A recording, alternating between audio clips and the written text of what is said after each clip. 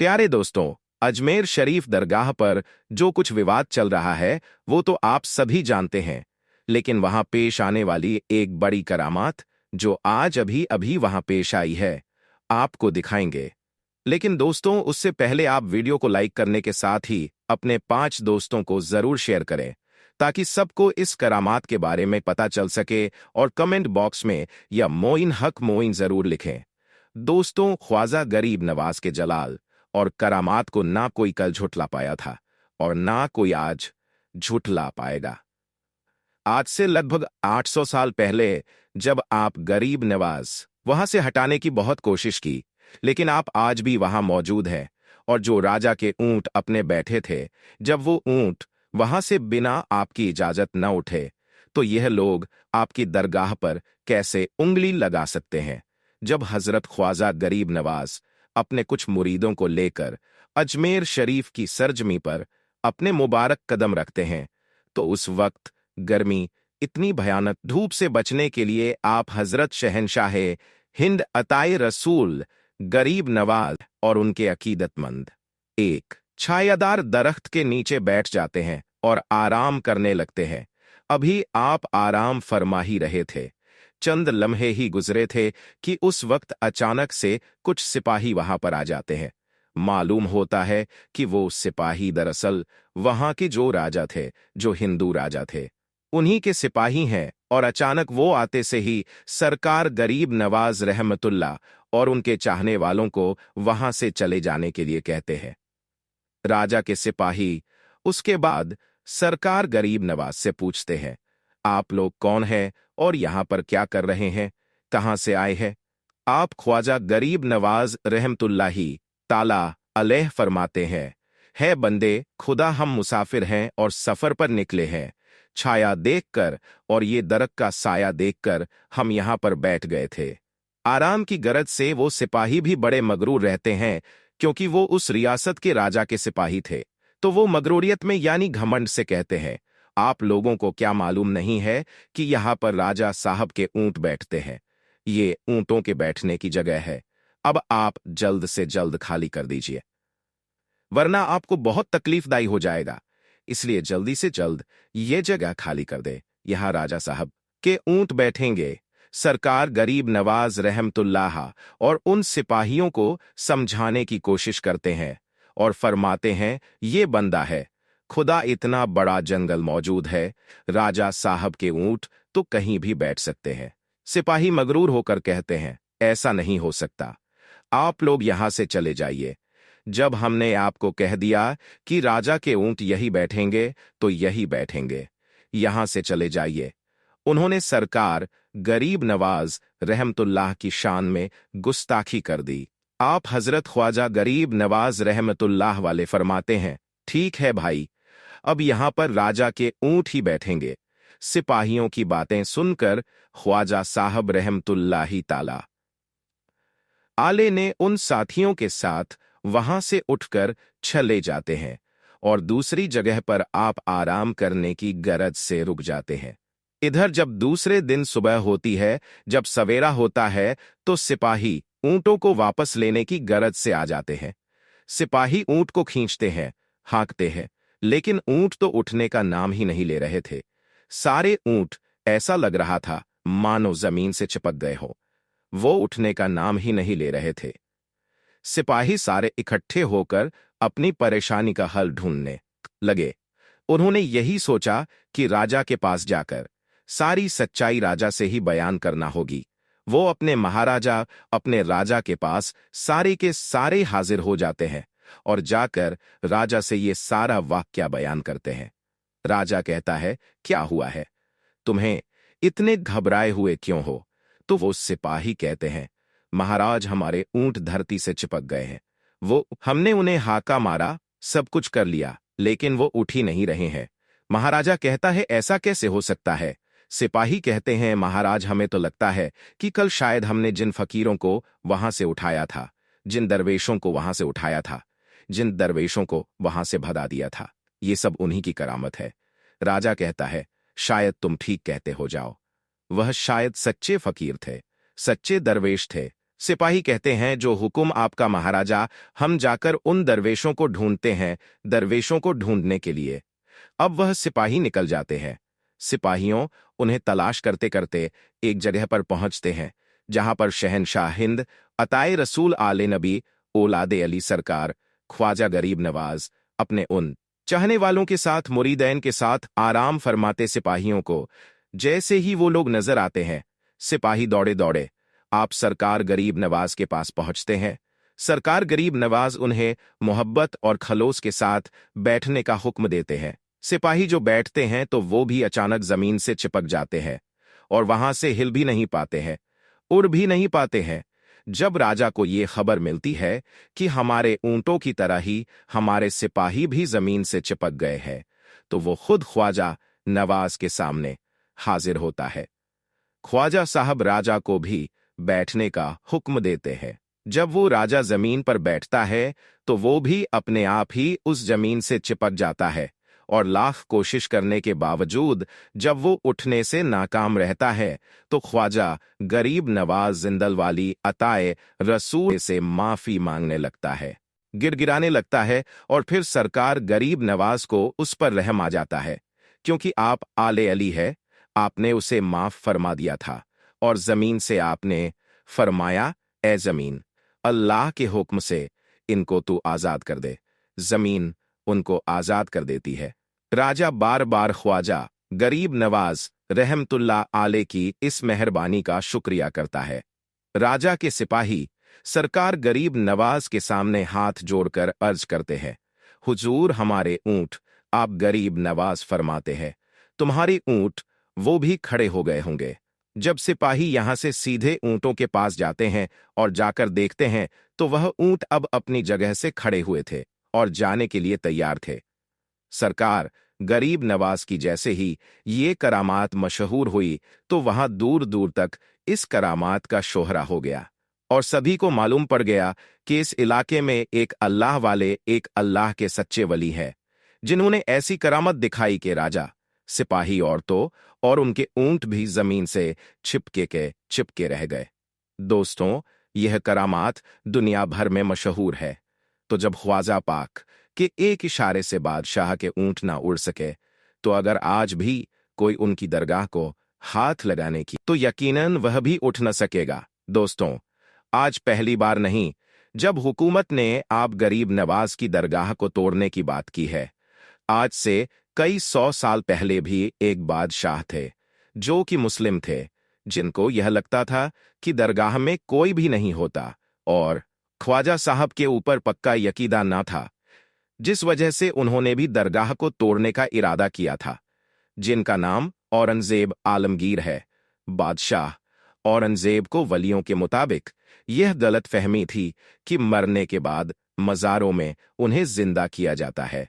अपनी इसी वहम को दूर करने के लिए बादशाह औरंगजेब एक रोज गरीब नवाज की जियारत करने के लिए अजमेर शरीफ तशरीफ ले गए और जब अजमेर पहुंचे और अजमेर पहुंचकर औरंगजेब ने अपने काजी से कहा कि चलो मान लेता हूं कि गरीब नवाज अल्लाह के वली है, मगर मैं को सलाम पेश करूंगा तो वो मुझे सलाम का जवाब मिलना चाहिए। अगर मेरे सलाम का जवाब मुझे नहीं मिला तो मैं मजार शरीफ तोड़ दूंगा। औरंगजेब आलमगीर जब मजार पर पहुंचे और हाजिरी दी और वहां पर एक अदना सा शख्स बैठा हुआ था, वो शख्स इंतजार कर रहा था, तो बादशाह औरंगजेब ने उस शख्स से पूछा, ए शख्स, क्या मामला है? तुम यहां पर क्यों बैठे हो और तुम परेशान लग रहे हो? तो उस शख्स फरमाया, हजरत, मैं आंख से नबीना हूं, यानी मैं अंधा हूं और काफी अरसे से ख्वाजा गरीब नवाज से दुआ कर रहा हूं कि मेरे आंखों की रोशनी वापस आ जाए, लेकिन कोई फायदा नहीं होता।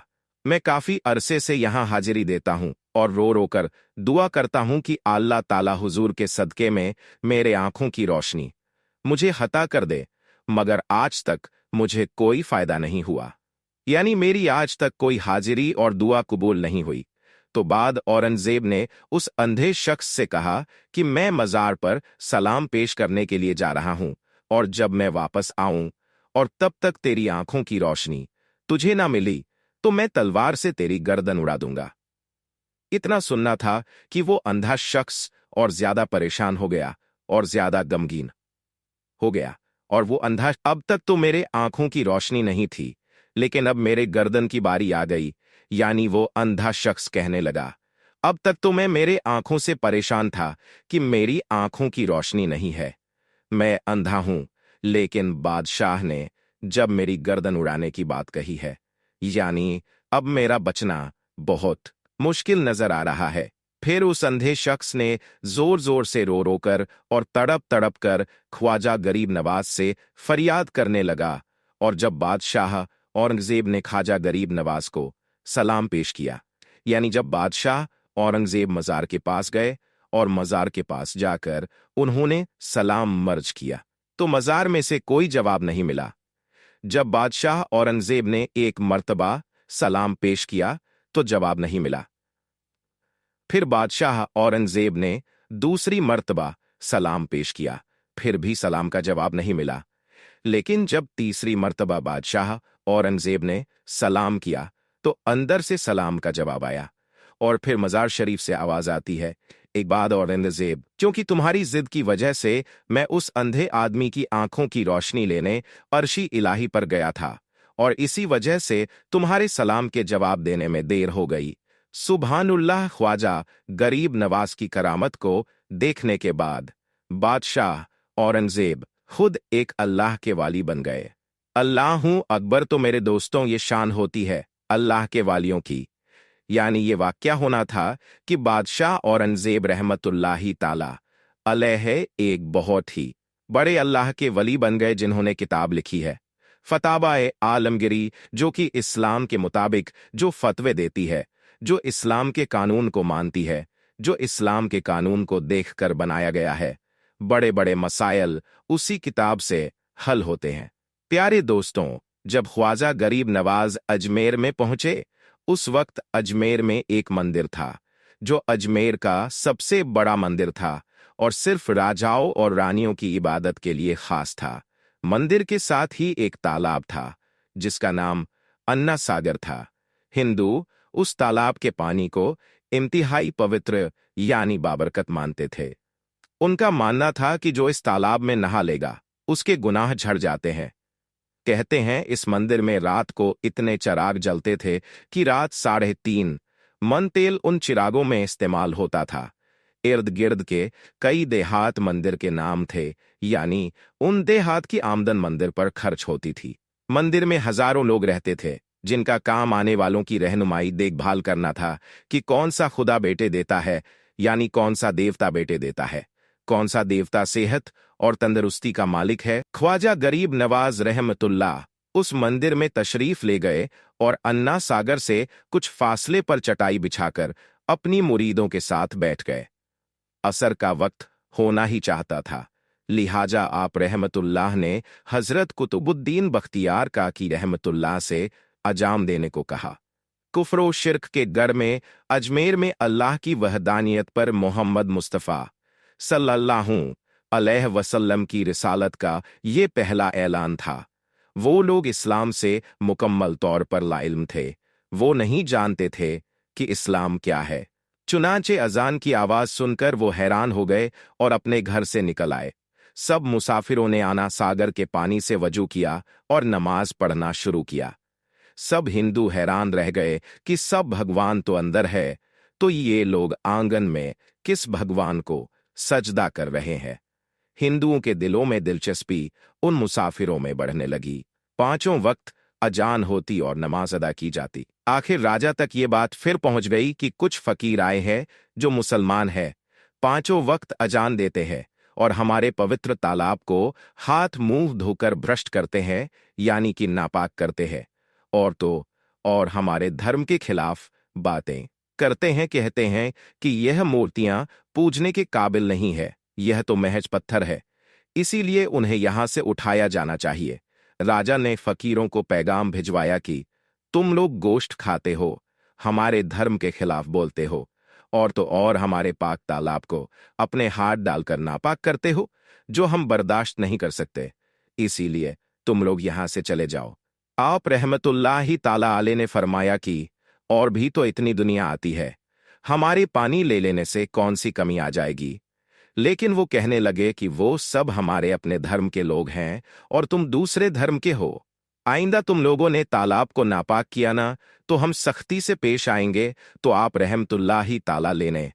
हजरत कुतुबुद्दीन बख्तियार काकी रहमतुल्लाही ताला से फरमाया, ए कुतुबुद्दीन, शायद ये लोग आइंदा हमारे पानी लेने पर कोई फसाद बर्पा करेंगे। जाओ एक मस्कीजा पानी ले आओ, ताकि जरूरत के वक्त कुछ पानी तो मौजूद हो। लिहाजा हजरते कुतुबुद्दीन रहमतुल्लाही ताला अलैह ने उनसे फरमाया, चलो हम मस्कीजा भर लेते हैं। वो इस शर्त पर मान गए कि तुम्हारा जिस्म पानी से छूना नहीं चाहिए। तो हजरत कुतुबुद्दीन रहमतुल्लाही तालाले ने तालाब की सीढ़ियों पर जा बैठकर और मस्कीजा पानी में डुबो दिया। जब वो भर गया तो हजरत कुतुबुद्दीन बख्तियार काकी रहमतुल्लाह ही तालाले ने वो मस्कीजा ऊपर खींचा। लेकिन यूं ही मस्कीजा पानी से बाहर आया तो पूरा का पुराना सागर का पानी सूख चुका था।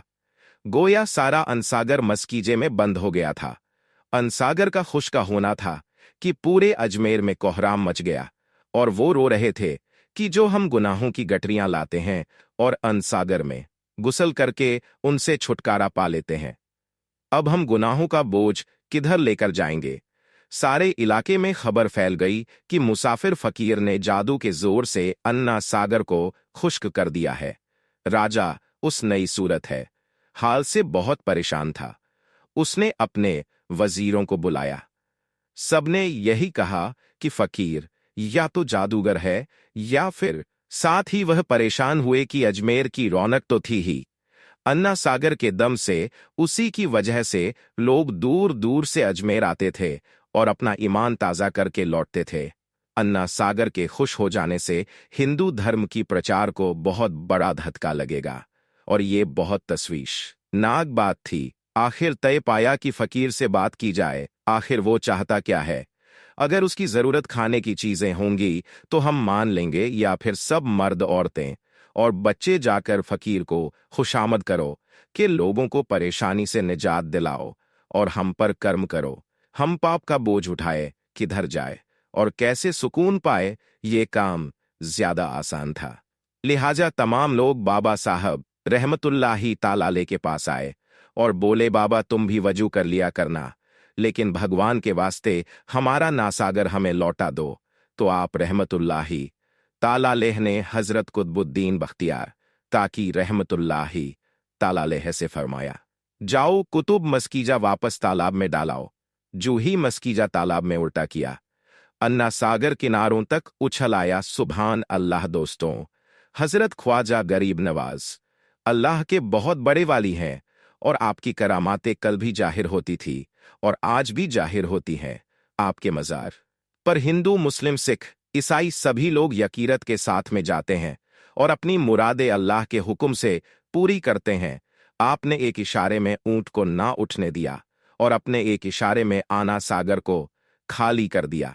तो यह आजकल के लोग क्या ही आपकी दरगाह को हाथ लगा सकेंगे? बेशक आप हिंद के राजा हैं, हिंदल वली हैं, हक मोइन या मोइन। प्यारे दोस्तों, हम उम्मीद करते हैं कि आपको आज का हमारा ये वीडियो, ये वाक्य पसंद आया होगा।